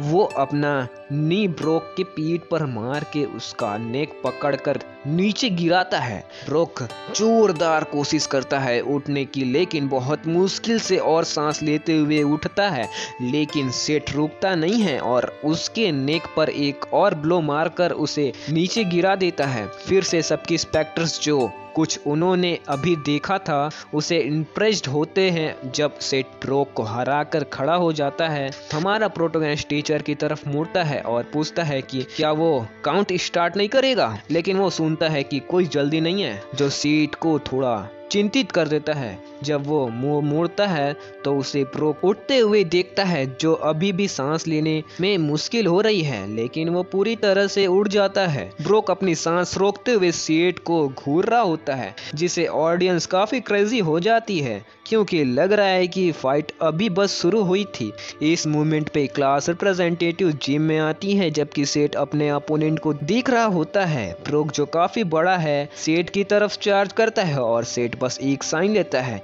कहकर कि उसे वैसे ही रहना चाहिए था। एक तेज मूव में सेठ ब्रोक के अटैक को डॉस करता है और उसका सिर पकड़ लेता है, फिर उसे पीछे खींचकर अपनी पूरी ताकत से जमीन पर फेंक देता है। सेठ अपने आप को उसके ऊपर पोजीशन करता है और पूछता है कि क्या वो अभी भी वीक लगता है, जबकि वो अपने पंच के लिए रेडी हो रहा होता है। ब्रोक को सिर्फ ये समझाने का वक्त मिलता है कि क्या होने वाला है, उससे पहले कि सेठ का पंच उसके चेहरे पर लग जाता है। लोग इसे देखकर शॉक हो जाते हैं जबकि सेठ उसके चेहरे पर पंच करते रहता है जब तक टीचर नहीं कहता कि फाइट बंद करो। जब सेठ अपने पंचेस को रोक लेता है पूरा जगह खून से भरी होती है और प्रोटोगनिस्ट फिर से पूछता है क्या अभी भी वीक लगता हूँ। सनशाइन हॉस्पिटल में ब्रोक का इलाज हो रहा होता है पूरा बैंडेज और रेस्ट करते हुए। अचानक वो जागता है और फिजिकल एजुकेशन टीचर उसके पास बैठा होता है। टीचर पूछता है कि क्या वो जाग गया है, बताता है कि डायग्नोसिस के हिसाब से उसे 2 महीने का रेस्ट चाहिए। ये समझाया गया कि हालांकि उसका नाक ठीक कर दिया गया लेकिन उसकी स्कल फ्रैक्चर और टूटा हुआ रिब भी था। लेकिन टीचर ब्रोक को ये भी वार्न करता है कि उसने अपनी टीम से बात की और कहा कि वो इंजरी ट्रेनिंग के दौरान लगा। जब ब्रोक थोड़ा रिलैक्स्ड हो जाता है टीचर उसे गुस्से होकर कहता है कि वो पुरानी बचपन की फाइट के लिए इतनी ट्रबल क्यों कर रहा है, लेकिन फिर ब्रोक कहता है कि उसे इसे कोई फर्क नहीं पड़ता क्योंकि उसने कुछ और ज्यादा इंटरेस्टिंग ढूंढ लिया है जो रेसलिंग से भी ज्यादा एक्साइटेड है। स्कूल में सभी स्टूडेंट क्लासरूम में टेंस हो जाते हैं। सेठ की प्रेजेंस से सेठ एक साइन लेता है जो बॉयज को और ज्यादा वरीड कर देता है। जबकि वो अपने सीट से उठता है और कॉरिडोर को ऑब्जर्व करते हुए चल पड़ता है। वो सभी लोगों में डर देखने लगता है, उसके अगले एक्शन के बारे में चिंतित है। बाथरूम में पहुंचकर वो एक ग्रुप ऑफ बॉयज को देखता है जो बात कर रहे होते हैं कि क्या हो रहा है। उनमें से एक समझाता है कि ये सब कुछ इसलिए हो रहा है क्योंकि नया लड़का ब्रोक को हरा चुका है और उसके दोस्त को यकीन नहीं होता। दोनों क्लासमेट्स वरीड हो जाते हैं। जब वो बाथरूम के एंट्रेंस देखते हैं सेठ उनके पास आता है और उनसे प्यार से कहता है कि थोड़ा साइड हो जाएं। उस वक्त वो अपने सिगरेट्स छुपा के तुरंत छोड़कर चले जाते हैं। विक्टर बाथरूम में आता है और सेठ के पास रुकता है, पूछता है कि क्या वो स्कूल के बाद फ्री है। वो गुस्सा होकर सेठ की तरफ देखता है और कहता है कि ब्रोक उसका टारगेट था और प्रोटोगनिस्ट को बॉक्सिंग रिंग में एक फाइट के लिए बुलाता है। सिर्फ उस रात स्कूल के बॉक्सिंग रिंग के सामने विक्टर सेठ का इंतज़ार करता है। वो अपने सामान को रिंग के नीचे फेंक देता है और अपने बैकपैक से बॉक्सिंग ग्लव्स निकालता है। उसे याद आता है कि कैसे ब्रोक ने उसे शर्मिंदगी से हरा दिया था और कैसे सेठ ने उसे कुछ भी नहीं समझा के फिनिश कर दिया था। विक्टर अपने आप से गुस्सा होता है जब वो समझाता है कि वो ब्रोक से डर गया था। घंटे गुजर जाते हैं और सेठ नहीं आता, जो विक्टर को और इरिटेट कर देता है, जो अभी भी उसका इंतज़ार कर रहा होता है। इस दौरान सनशाइन ग्रुप बिल्डिंग में सेठ डॉक्यूमेंट्स के ढेर में फंसा होता है। वो निकलने की कोशिश करता है कह कर कि उसे अपने दोस्त से मिलना है, लेकिन उसका अंकल कहता है कि वो नहीं जा सकता। सेठ समझाता है कि उसका दोस्त इंतज़ार कर रहा है, लेकिन अंकल फिर भी जिद करता है कि वो नहीं जा सकता। सेठ सिर्फ उदास होकर उसे देखता है।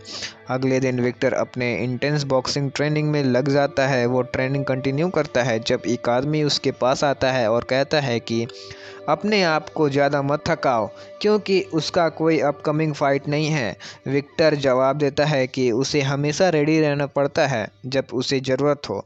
आदमी उसे समझाने की कोशिश करता है कि बॉक्सिंग से ज़्यादा फ़ायदा नहीं होगा और उसे एमएमए में स्विच कर लेना चाहिए, लेकिन विक्टर कहता है कि वो पैसे के लिए नहीं कर रहा है, जो आदमी को चुप कर देता है। वो कहता है कि कोई बात नहीं और उसने एक प्रॉमिस किया था कि वो वर्ल्ड चैम्पियन बनेगा और वो तब तक गिव अप नहीं करेगा जब तक वो अचीव नहीं कर लेता। उसके बाद वो आदमी को शांत करने की कोशिश करता है और कहता है कि उन्हें जल्दी एक फ़ाइट मिलनी चाहिए। फिर वो स्कूल की तरफ चल पड़ता है। जब विक्टर जिम बिल्डिंग से निकल रहा होता है, एक काली कार दिखाई देती है। कई आदमी कार से उतरते हैं और उस आदमी से बात करते हैं कहकर कि वो बिल्डिंग बेच दे क्योंकि वो उसकी वैल्यू के हिसाब से उसका पैसा देने को तैयार है। स्कूल पहुंचने पर विक्टर अपने क्लासरूम में जाता है और देखता है कि सीट मेज पर लेट के सो रहा होता है। उसे देखकर विक्टर इरिटेट हो जाता है। पुरानी फाइट याद करते हुए वो सेठ की चेयर को मार कर उठाता है और सेठ नींद में उठकर उसे देखने लगता है। जब वो घड़ी देखकर शिकायत करता है कि अभी तक 7 नहीं बजा। सेठ घूमकर देखता है और विक्टर को अपने पीछे देखकर शिकायत करता है कि क्या उसे ये फ़नी लगता है कि उसने उसे इंतज़ार करवाया। लेकिन विक्टर एक्सप्लेन करता है कि उसके पास काफ़ी काम था इसलिए वो नहीं आ सका। विक्टर को ये वर्क वाला स्टोरी समझ नहीं आता और सेठ बस थका हुआ होकर कांपने लगता है। विक्टर सेठ को धमकी देने की कोशिश करता है ताकि अगर वो उसे दोबारा भगाने का सोच रहा हो तो वो समझ जाए, पर प्रोटोगनिस्ट एक्साइटेड हो जाता है। उठकर पूछता है कि उसे कैसे लगा कि वो इतनी जल्दी स्कूल पहुंच गया। सेठ एक्सप्लेन करता है कि वो ऐसे बंदे नहीं हैं जो किसी के चैलेंज पर भाग जाए। ये बात विक्टर को इरिटेट कर देती है और वो अपने कंकल्स मार कर गुस्सा होता है। फिर वो सीट पर चार्ज करके उसके चेहरे पर पंच मारने की कोशिश करता है, लेकिन हमारा छोटा मॉन्स्टर हिलता भी नहीं और पंच उसके चेहरे पर लग जाता है।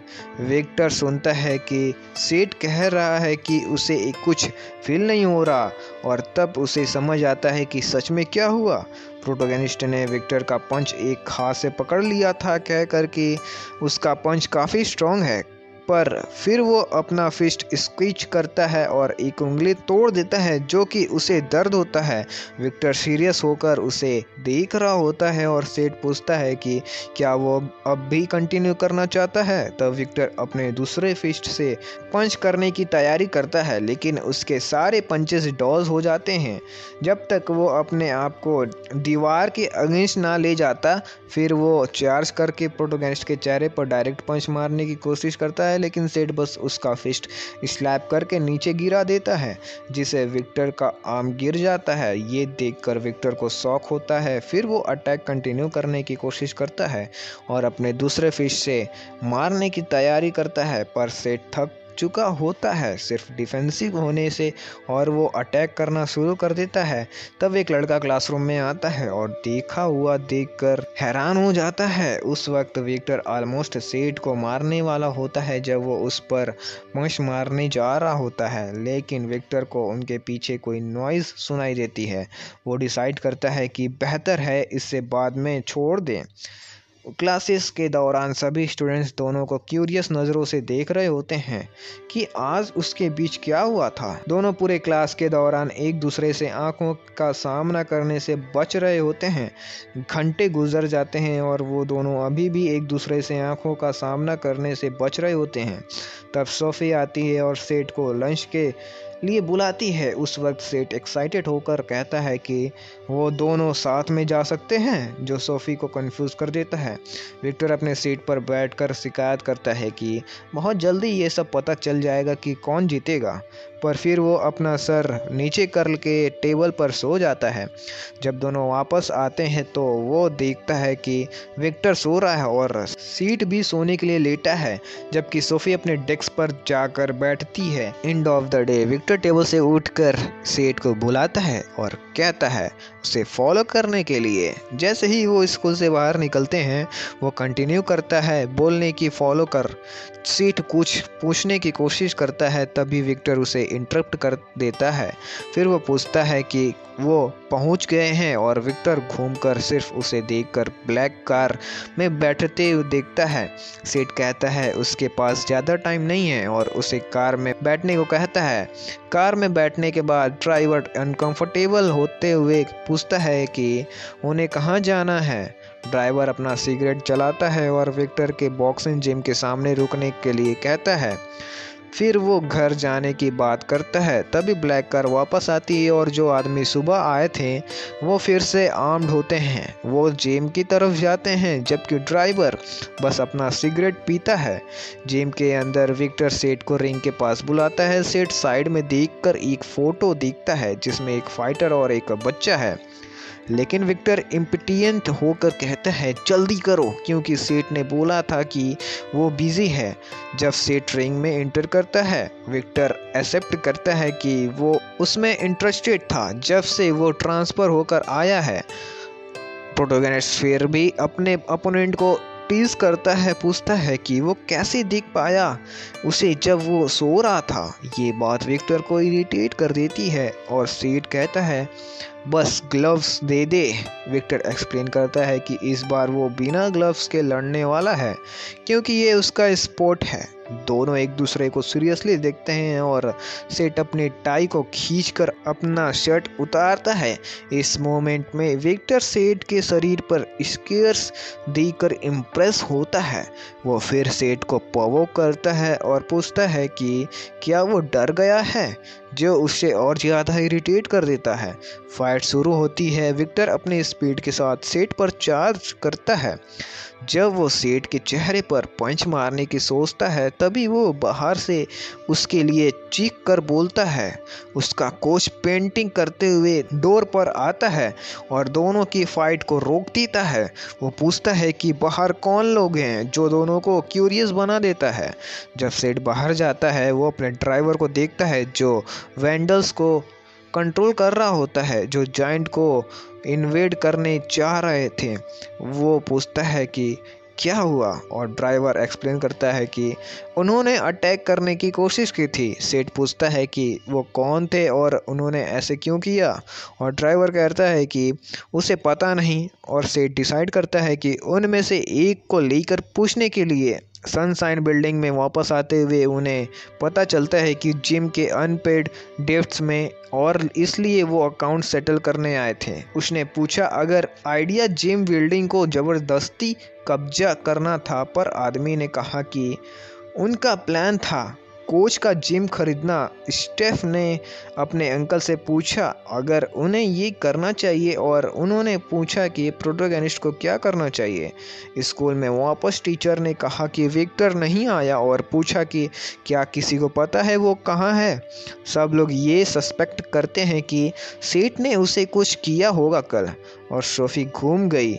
फिर टीचर बस उसकी गायबियत को इग्नोर करता है और क्लास शुरू करने का फैसला करता है। घंटे गुजर जाते हैं और विक्टर अभी तक नहीं आता। अचानक वो रूम में आता है और टेबल के पास जाके सेठ से बात करता है। बाहर दोनों रूम से निकलते हैं और सोफी और ज़्यादा परेशान हो जाती है। स्कूल बिल्डिंग के साइड पे विक्टर सेठ के सामने एक इन्वेलप पकड़े खड़ा है। वो उसे दिखाता है और पूछता है कि वो इन्वेलप क्या था, ये समझाते हुए कि उसने कल उसे रिसीव किया था। विक्टर कमेंट करता है कि उसकी और उसके फादर की कर्ज इंटरेस्ट के साथ चुकता कर दिया गया, और सेठ पूछता है कि इसका क्या मतलब है। ये उसे इरिटेट करता है और वो पूछता है कि क्या ये सेठ का काम था, पर सेठ पूछता है इसमें क्या प्रॉब्लम है।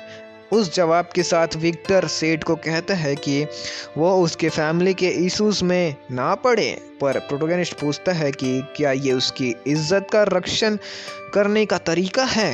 उसका ये सेंटेंस विक्टर को और ज़्यादा इरिटेट करता है, पर सेठ उसे कहता है कि अगर मदद नहीं चाहिए तो पैसा वापस कर दे। विक्टर एक्सप्लेन करता है कि कलेक्टर्स गायब हो गए हैं और पूछता है कि उसने उन कलेक्टर्स के साथ क्या किया। सेठ अपने आप को छुपा लेता है और विक्टर को कहता है कि वो सिर्फ अपने बॉक्सिंग पे ध्यान दे। वो विक्टर को याद दिलाता है कि उसने अपने फादर से प्रॉमिस किया था कि वो वर्ल्ड चैम्पियन बनेगा। फिर विक्टर पीछे हटा है जब उसे पता चलता है कि सेठ को इस बारे में पता था, और सेठ वार्न करता है कि वो कभी भी उसे फाइट के लिए बुला सकता है।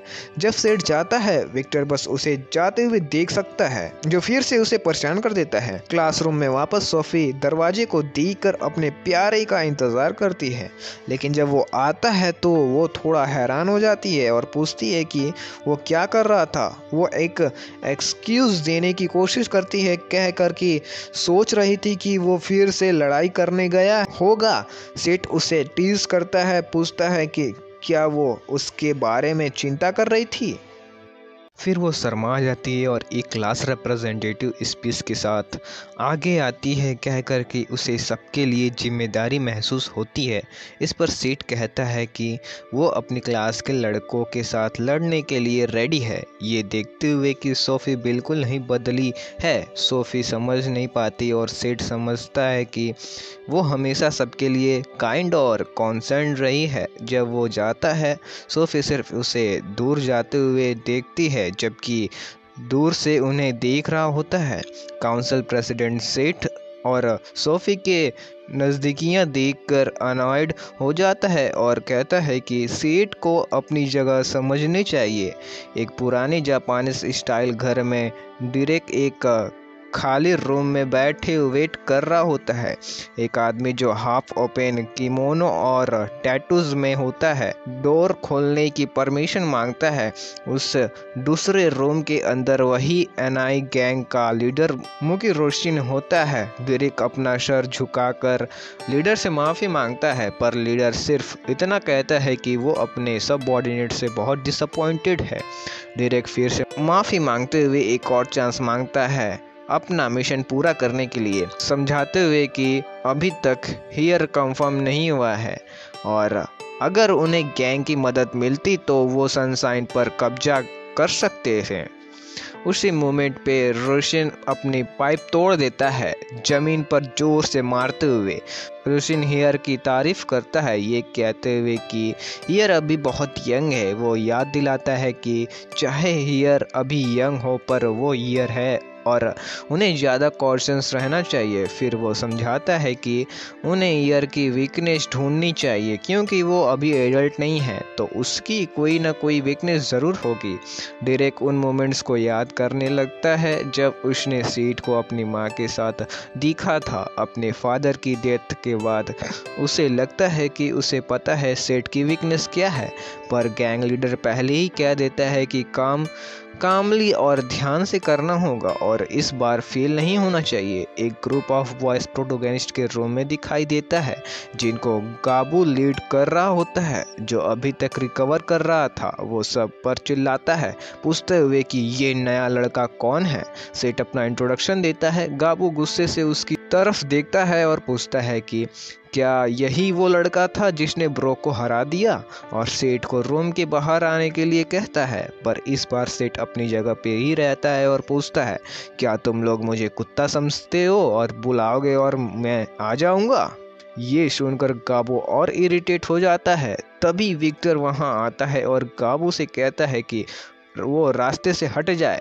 जब दूसरे लड़के देखते हैं कि विक्टर आया है तो वो वरीड लगता है। गाबू इस बात से और गुस्सा हो जाता है और तभी सैम रूम में आता है और गाबू से कहता है कि नए लड़के को हाथ ना लगाए। सैम मेंशन करता है कि वो जूडो क्लब ज्वाइन करेगा, जो सबको कंफ्यूज कर देता है। दोनों रूम में आर्ग्यू करते हैं जबकि सेठ इस पूरी स्टोरी से और कंफ्यूज हो जाता है। तभी एक और इंसान रूम के पास आता है, ये सोचते हुए कि वहाँ गेस्ट हैं। वो कॉरिडोर ऑब्जर्व करता है और देखता है कि एक ग्रुप लोग रूम के पास आ रहे हैं। मून क्लब का हेड डामन चीएस उस लड़के को कंप्लेन करता है जो वहाँ आया था। वो लड़का कैंडल क्लब का हेड स्कॉट चॉय होता है, जो अपने साथ एक और ग्रुप ऑफ स्टूडेंट्स लेकर आया था। सेठ अपने बालों को ठीक करते हुए पूछता है कि ये सब क्या हो रहा है। इस पूरी मैस को देखते हुए सोफी सबका अटेंशन अपनी तरफ बुलाती है और कहती है कि उनकी वजह से पूरी क्लास अनकंफर्टेबल हो रही है। हर एक लड़का अपना एक्सक्यूज़ देता है कि वो वहाँ क्यों आए हैं, पर सोफी उन्हें रूम से निकाल देती है। डोर बंद करने के बाद वो सीट की तरफ मुड़ती है और कहती है कि अब वो रिलैक्स्ड हो सकता है, लेकिन वो मेन डोर भूल जाती है जहाँ से वो सब वापस रूम में घुसने की कोशिश करते हैं। सोफ़ी को इग्नोर करते हुए सब दोबारा सेट को सराउंड करते हैं और स्पोर्ट्स क्लब्स ज्वाइन करने के लिए कहते हैं, जबकि सेठ सोचता है कि उसे इन सब के साथ क्या करना चाहिए। सोफ़ी बस उन्हें रूम से निकालने की कोशिश करती है। तभी फिजिकल एजुकेशन टीचर वहां आते हैं और सब पर कंप्लेन करता है। सब एक दूसरे को देखते हैं और टीचर समझाता है कि क्या हो रहा है। वो सबको उनके रूम में भेज देता है। सब चले जाते हैं, पर गाबू वार्न करता है कि वो बाद में सेठ से बात करेगा। टीचर सेठ को काउंसलिंग रूम में बुलाता है, पर सेठ समझ नहीं पाता कि वजह क्या होने वाला है। टीचर को याद आता है कि उनका स्कूल एक एथलीट्स स्कूल है और वो सेठ से किसी क्लब को ज्वाइन करने के लिए कहता है। सेठ इन रिक्वेस्ट से कंफ्यूज्ड हो जाता है जब तक टीचर ब्रोक के बारे में याद नहीं दिलाता। वह एक्सप्लेन करता है कि ब्रोक भी फर्स्ट ईयर में सेठ की तरह था और सभी क्लब उसे अपनी टीम में लेने चाहते थे जब तक वो फाइट्स में इन्वॉल्व नहीं हो गया। हमारा प्रोटोगनिस्ट समझ जाता है कि टीचर चाहता है कि वो प्रॉब्लम्स ना क्रिएट करे और रिप्लाई करता है कि वो ठीक है, लेकिन वो एडवांस में कह देता है कि उसके पास स्पोर्ट्स के लिए टाइम नहीं है। टीचर इरिटेट हो जाता है और पूछता है कि फर्स्ट ईयर स्टूडेंट होते हुए वो कितना बिजी हो सकता है। उसे लगता है कि सेठ मजाक कर रहा है, पर सेठ कहता है कि वो जितना लगता है उससे ज़्यादा है और वो भी कहता है कि वहाँ स्टूडेंट्स होने चाहिए थे, ना कि वो। इस बात पर टीचर के पास कोई जवाब नहीं बनता और सेठ उसे कहता है कि वो स्टूडेंट से बोले कि उसे और तंग ना करें। सेठ ये भी बोलता है कि वो फाइट से कभी नहीं भागता। इसी बीच जैसन दरवाजे के पीछे से सुन रहा होता है और वापस जाके कंप्लेन करता है कि सेठ एरोगेंट है। जैसन स्कूल की एक अबॉन्डेंट बिल्डिंग में जाता है जहां एक ग्रुप ऑफ बॉयज स्मोक कर रहे होते हैं।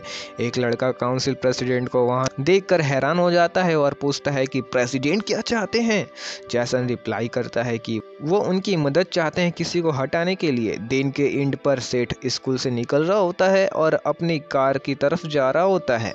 जब वो एक वॉल के पास से गुजरता है, एक लड़का पीछे से आता है और उसे एक वुडन पीस से मार देता है। कुछ टाइम के बाद सेठ होश में आता है और देखता है कि उसके सामने वही लड़का है जिसे जैसन बात कर रहा था। वो लड़का मुस्कुराता है और सेठ से बात करना शुरू कर देता है। जबकि सेठ उसे इंजर्ड हेड के साथ घूर रहा होता है। जब सेठ खड़ा होने की कोशिश करता है तो वो लड़का फिर से उसे पीठ पर मार देता है। सेठ गुस्से से उसकी तरफ घूर कर देखता है और उसका ये लुक ग्रुप लीडर को इरिटेट कर देता है। क्लासरूम के एक लड़के कहता है कि वो ब्रोक को हराने वाले के लिए काफ़ी वीक लग रहा है। दूसरा लड़का कहता है कि वो र्यूड मत हो। जब सेठ खड़ा होता है तो वो कहता है कि ये सिचुएशन काफ़ी इंटरेस्टिंग है। ग्रुप लीडर सेठ की बात सुनकर इम्प्रेस्ड होता है और वो इस सिचुएशन से बिल्कुल नहीं डर रहा होता। उस मोमेंट पर वो लड़का जो वुडन पीस लेकर आया था फिर से सेठ को मारने की कोशिश करता है, पर इस बार प्रोटोगनिस्ट तैयार होता है और नीचे झुककर उसके हाथ पर एक पंच मार देता है। इस ब्लो की वजह से अटैक पलट जाता है और लड़का अपने हथियार से डिसम हो जाता है और वो वुडन पीस हवा में उछल जाता है। ग्रुप लीडर इस मूव से इम्प्रेस्ड होता है, जबकि वो लड़का दर्द से चीखने लगता है क्योंकि उसका हाथ कंप्लीटली डिस्ट्रॉय हो चुका होता है। सेठ बस कैजुअली कहता है कि वो बहुत शोर मचा रहा है। फिर सेठ उस पर 2 पंचेस और लगाता है, उसे गिरा देता है और उसे पूछता है कि वो लोग कौन है। लीडर कुछ बोल नहीं पाता तो सेठ कहता है कि उसे ज़्यादा फर्क नहीं पड़ता कि वो लोग कौन है, वो बस इस मैटर को जल्दी से रिजॉल्व करना चाहता है। लीडर सेठ को एरोगेंट बोलता है और अपने ग्रुप को सेठ पर अटैक करने को ऑर्डर देता है। ग्रुप प्रोटोगनिस्ट को सराउंड कर लेता है। सेठ अपने एडवर्सरीज को ध्यान से ऑब्जर्व करता है और जब लीडर उन्हें अटैक करने का ऑर्डर देता है सब सेठ पर चार्ज करते हैं। सेठ एक हल्की सी साइन लेता है फाइट के लिए प्रिपेयर करते हुए और जैसे ही वो रेडी होता है एक एक करके एक अपने एडवर्सरीज को गिराने शुरू कर देता है। सेठ के पंचेस से सब लड़के गिरते जाते हैं। एक लड़का चेन लेकर उसे गार्ड ऑफ अप करने की कोशिश करता है, पर सेठ अपने आप को फ्री कर लेता है और उसके फेस पर हिट करता है। एक और हिंचमैन पीछे से सेठ को पकड़ने की कोशिश करता है, पर सेठ चैन वाले लड़के को खींचकर उस दूसरे स्नैकी एडवर्सरी पर फेंक देता है। दोनों को गिरते हुए उस मोमेंट पर सेठ चैन को उठाता है और कहता है कि ये काफ़ी मज़ेदार था।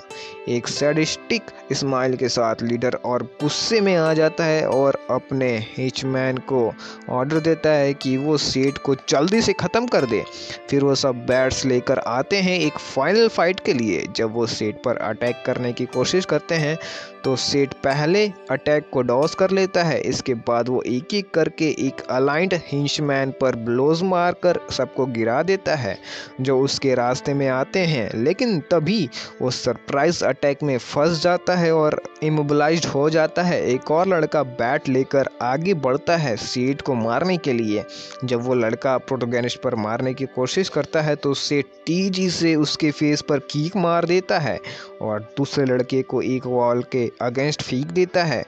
अपने आप को फ्री करते हुए फिर सेठ उस लड़के के अगेंस्ट मुड़ता है और उसे इमोबिलाइज कर रहा था और उस पे पंचेस की बारिश कर देता है। एक और लड़का सेठ को गार्ड ऑफ करने की कोशिश करता है बैट लेकर। वो फाइनली सेठ के हेड पर मारने में सफल हो जाता है और सेठ दर्द महसूस करते हुए खड़ा होता है। अपना ब्लड देखते ही सेठ बस अपना कंट्रोल खो देता है और अपने एडवर्सरीज की तरफ गुस्से से मुड़ता है। उस मोमेंट पर सेठ बचे हुए लड़कों की तरफ चार्ज करता है जो ग्रुप के थे। लीडर बिना किसी रिएक्शन के बस देख रहा होता है जो अभी उसके सामने हुआ था। पूरा ग्रुप सेठ के हाथों कंप्लीटली डिफीट हो चुका था और सेठ अब भी खड़ा था। तभी लीडर को रियलाइज होता है कि सेठ वही लड़का है जिसने बचपन में उसके दोस्तों को ब्रेक से हरा दिया था। जब सेठ लीडर की तरफ चार्ज करता है तो लीडर डर के मारे कवर कर लेता है। सेठ उसका गला पकड़ लेता है और पूछता है कि कौन था जिसने उन्हें सेठ पर अटैक करने के लिए भेजा। एबॉन्डेंट बिल्डिंग में चीजें सेटल करने के बाद सेठ स्कूल बिल्डिंग वापस जाता है। इसी बीच काउंसिल रूम में प्रेसिडेंट अपने 2 और मेंबर्स के साथ वेट कर रहा होता है। जैसन सोचता है कि अब तक ग्रुप की तरफ से कोई खबर क्यों नहीं आई। सेठ धीरे धीरे काउंसिल रूम की तरफ बढ़ता है और जब वो रूम का डोर खोलता है प्रेसिडेंट सरप्राइज हो जाता है। सेठ उसकी तरफ धीरे से आगे बढ़ता है और जैसन खड़ा होकर सेठ का सामना करता है। जैसन पूछता है कि सीट रूम में क्या कर रहा था, पर सेठ सिर्फ मुस्कुरा के रिप्लाई देता है। उस मोमेंट पर सेठ प्रेसिडेंट का गला पकड़ता है और उसे टेबल के अगेंस्ट मार देता है। सेठ पूछता है कि उस पर अटैक क्यों करवाया गया था, लेकिन तभी सोफी रूम में आती है जहां जैसन से बात करने के लिए, और सेठ को इंट्रोगेट करते हुए देख लेती है। सेठ प्रेसिडेंट को वापस उठाता है और कहता है कि वो लकी है। फिर सेठ उसे छोड़कर डोर की तरफ बढ़ता है, जबकि सोफी डर के मारे उसे देखती रहती है। सेठ सिचुएशन को समझाता है और बिना कुछ कहे डोर की तरफ चला जाता है, सोफी को पीछे छोड़ते हुए। अगली सुबह सोफी अपने डेस्क पर उदासी में बैठी होती है, अब तक पिछली रात की बातें याद कर रही होती है। वो सेठ की तरफ मुड़कर बात करने की कोशिश करती है, पर तभी सेठ की कार स्कूल के पास आती है। सेठ का अंकल कहता है कि वो पूछेगा नहीं कि क्या हुआ था, लेकिन वो उसके लिए कुछ बॉडीगार्ड्स अरेंज करेगा। सेठ इंसिस्ट करता है कि कुछ नहीं हुआ, पर उसका अंकल उसकी बात नहीं मानता क्योंकि सेठ के चेहरे पर अटैक का कट होता है। दोनों थोड़ी देर तक इस सिचुएशन पर आर्ग्यू करते हैं, जब तक सेठ बात ख़त्म करते हुए कहता है कि वो ये सब ना करे, पर उसका अंकल याद दिलाता है कि वो लोग बुजेन और पाउंड के लीडर्स के साथ प्रॉब्लम फेस कर रहे हैं, और वो एडवांस में कहता है कि सेठ को तैयार रहना चाहिए। सेठ कहता है कि अगर बॉडीगार्ड्स आते हैं तो वो उसे दूर रहें।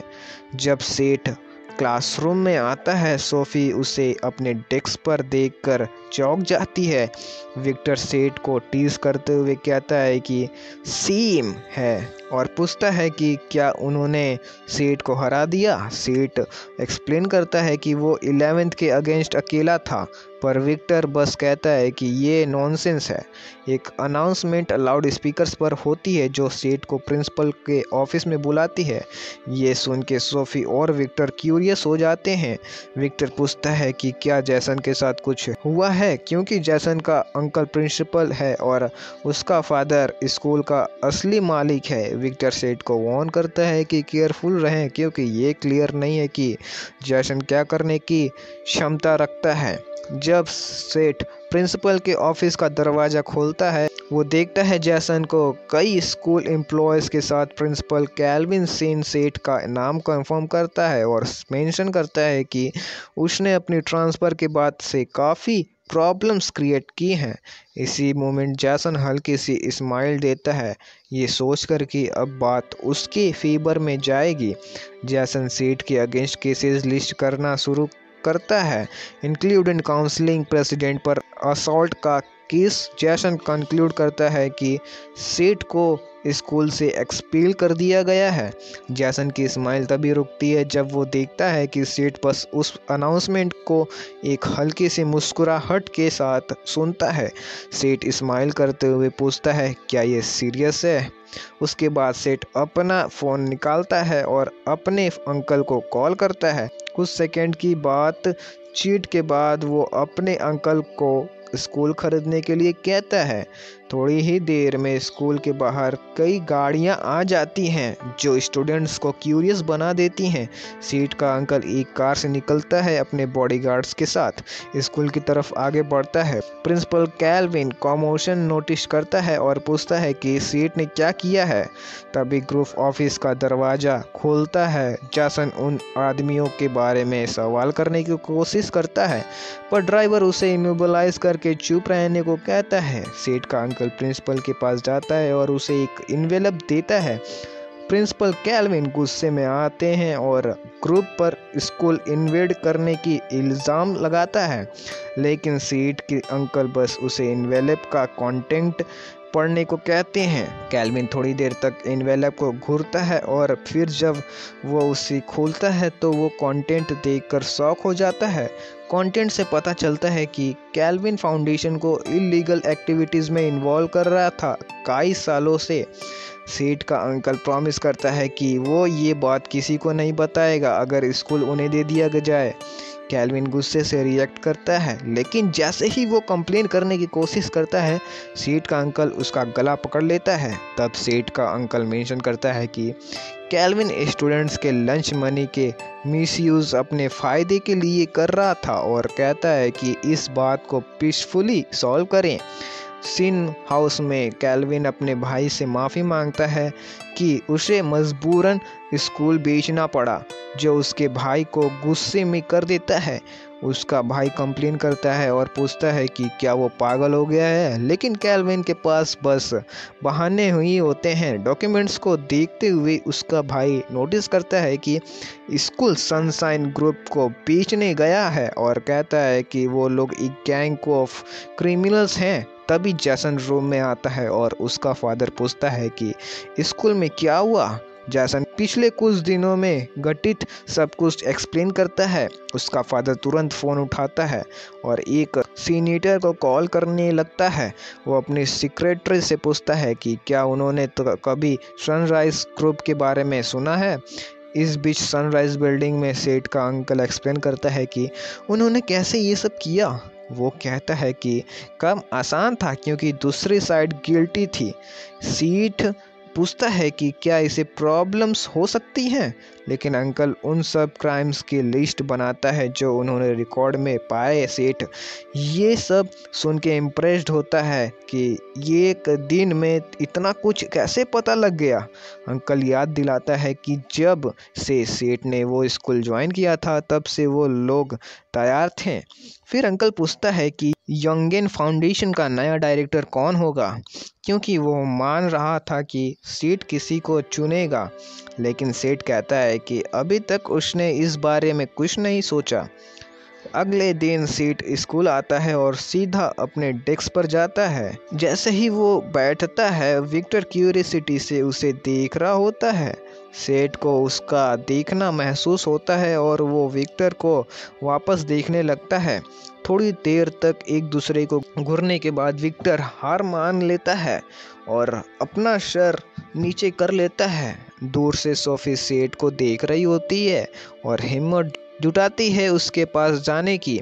वो सेठ से पूछती है कि क्या कुछ हुआ है, क्योंकि उसने प्रिंसिपल के ऑफिस जाने के बाद उसे नहीं देखा। सेठ पूछता है कि क्या सोफ़ी उसके लिए वरीड थी, जबकि उसने उसे उस हालत में देखा था। सोफ़ी जवाब देती है कि वो सिर्फ एक क्लासमेट है। सेठ हल्का सा हंसी करता है और स्माइल के साथ कहता है कि उसे फिक्र करने की ज़रूरत नहीं है। इसी मोमेंट जैसन रूम में धमाके से दरवाज़ा खोलते हुए आता है और सेठ को बुलाता है। सब लोग प्रेसिडेंट के विजिट को देखकर हैरान होते हैं। जैसन के कुछ कहने का इंतज़ार करते हैं। जैसन सेठ से पूछता है कि क्या वो सोचता है कि वो उस जैसे एक पैंथेटिक क्रिमिनल से डरेगा, लेकिन जैसे ही सेठ उठता है उसके पास जाने के लिए जैसन तुरंत दरवाज़ा बंद करके भाग जाता है, जो सेठ को बिना किसी प्रिंसिपल के ऑफिस में फिजिकल एजुकेशन टीचर दरवाज़ा खटखटाता है और एक आदमी अंदर आने की परमिशन लेता है। सेठ का अंकल विंडो से बाहर देखते हुए टीचर को अंदर आने और बैठने के लिए कहता है। टीचर पूछता है कि क्या अंकल उन्हें बुला रहे थे और कैसे वो मदद कर सकते हैं। अंकल उन्हें नई स्कूल प्रिंसिपल बनने के लिए कहता है, क्योंकि ये नए स्कूल ऑनर का ऑर्डर था। उस दिन के एंड में जब सेठ निकलने की तैयारी कर रहा होता है, जैसन एक एलए में अपने दोस्तों के साथ उसका इंतज़ार कर रहा होता है। जैसन अपने फ्रेंड्स को समझाता है कि उन्हें सेठ को उसके पास लाना है। एक लड़का हैरान होता है कि बस एक हाई स्कूलर को पकड़ना है और कहता है कि उसे पैसे की ज़रूरत थी, लेकिन जैसे ही वो सेठ को देखता है वो शॉक्ड हो जाता है। जब सेठ कार में बैठता है जैसन कंफ्यूज्ड हो जाता है और वो लड़का गुस्से में कहता है कि जैसन ने उनसे एक मर्डरर को पकड़ने के लिए कहा था। उसके बाद वो जैसन के मुंह पर पैसे फेंक देता है और सारे लड़के भाग जाते हैं जैसन को पीछे छोड़कर। जैसन और ज़्यादा गुस्से में आ जाता है और सेठ के बारे में और जानना चाहता है। स्ट्रीट की तरफ देखते हुए वो सेठ को ले जाते हुए ब्लैक कार्स की लाइन देखता है, जो उसे और ज़्यादा ऑप्रेस्ड फील करवाता है। वापस सेठ की माँ के रेस्टोरेंट में वो सेठ से कहती है कि लगता है वो मज़े कर रहा था। सेठ एक्सप्लेन करता है कि अब तक सब काफ़ी इंटरटेनिंग रहा है, लेकिन जब सेठ पूछता है कि वो अपने फादर के साथ क्यों नहीं रहते तो उसकी माँ टेंस हो जाती है। सेठ उसके रिएक्शन को देखकर सोचने लगता है। सेठ कहता है कि अगर जवाब देना मुश्किल हो तो ज़रूरत नहीं है।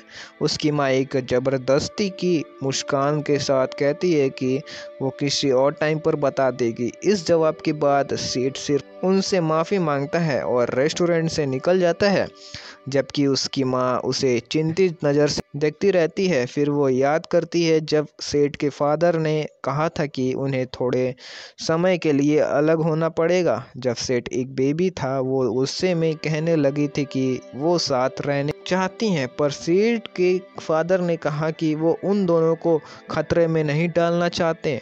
सेठ की माँ अपने बेटी की तरफ देखती हैं और अपने पति की चिंता को समझती हैं। वापस प्रेजेंट में डेरेक उसके रेस्टोरेंट पर आता है और कहता है कि काफ़ी समय हो गया है उनका एक दूसरे से मिलना, जो सेठ की माँ को और ज़्यादा चिंतित कर देता है।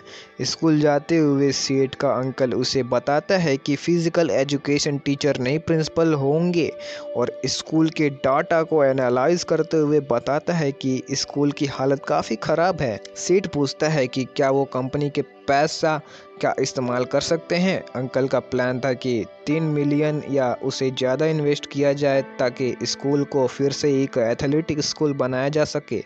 सेठ सोचता है कि क्या ये पॉसिबल है और अंकल समझाता है कि स्टूडेंट भी इसमें मदद कर सकते हैं। वो एम्फेसाइज करता है कि कोरिया में पैसे काफ़ी ताकतवर हैं और सेठ याद करता है कि उनके पास पैसा है।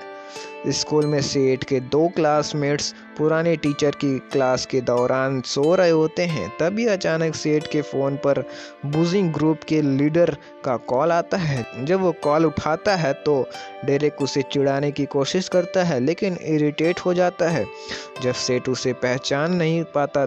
जब डेरेक कॉल का रीज़न समझाने की कोशिश करता है तो सेठ वार्न करता है कि वो क्लास टाइम में है और कॉल कट कर देता है। जब डेरेक फिर से कॉल करने की कोशिश करता है, सेठ अपना फ़ोन बंद कर देता है।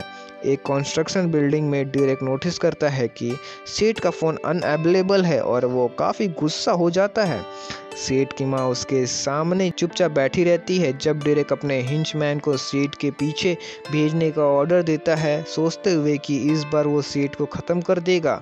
इसी वक्त सेठ एक सपना देख रहा होता है विक्टर की स्पीकी हेयर के बारे में, इमेजिन करते हुए कि वो उन्हें छूने की कोशिश करते करते चोट खा लेगा। दिन के अंत में सेठ स्कूल से निकलता है और देखता है कि एक सिल्वर वैन स्कूल के सामने रुकती है। डेरेक के हिंचमैन वैन से निकलकर सेठ के सामने आते हैं। सेठ पूछता है कि वो दोनों कौन हैं और हिंचमैन उसे कहता है कि वो उनके साथ चलें। इसी वक्त ड्राइवर रोड आ जाता है और उनसे पूछता है कि वो क्या कर रहे हैं। जब हिंचमैन रोड की तरफ मुड़ता है वो उसे पहचान लेता है। रोड गुस्से में उन पर चिल्लाता है कि वो उसके बॉस सेठ को ऑर्डर देने की कोशिश कर रहे हैं। सेठ फिर उनसे पूछता है कि वो क्या चाहते हैं और एक हिंचमैन अपने सूट से सेल फोन निकालता है। वो समझाते हैं कि ये डेरेक का रिक्वेस्ट है। सेठ उनके हाथ से सेल फोन ले लेता है। जब सेठ फ़ोन देखता है तो वो हैरान हो जाता है क्योंकि उसकी माँ एक चेयर पर बंधी हुई होती है। एक कैप्टिविटी जैसी जगह है। हिंचमैन फिर से उसे साथ चलने के लिए कहता है, लेकिन तभी सेठ का गुस्सा फूट पड़ता है। फ़ोन पकड़ते हुए सेठ एक हिंचमैन को जोर का मुक्का मारता है। जब दूसरा हिंचमैन बदला लेने की सोचता है, सेठ फ़ोन उसकी तरफ फेंक कर उसका ध्यान भंग करता है और एक और मुक्का मारकर उसे गिराता है। सेठ के गुस्से का असर इतना होता है कि उसके मुक्के से हिंचमैन के 2 दांत निकल जाते हैं। सेठ उस हिंचमैन के सर पकड़कर उसे चिल्लाते हुए पूछता है कि उसकी माँ को कहाँ रखा गया है। जैसे ही सेठ का लोकेशन का पता चलता है, बॉडीगार्ड्स की सारी गाड़ियाँ उस जगह की तरफ चल पड़ती हैं। सेठ अपने अंकल को कॉल करता है जो उसे शांत रहने की कोशिश करता है, लेकिन सेठ गुस्से में चिल्लाता है, याद करते हुए कि उन्होंने उसकी माँ को किडनैप किया है। अंकल उसे समझाता है कि वो उन लोगों के लेवल तक ना गिरे।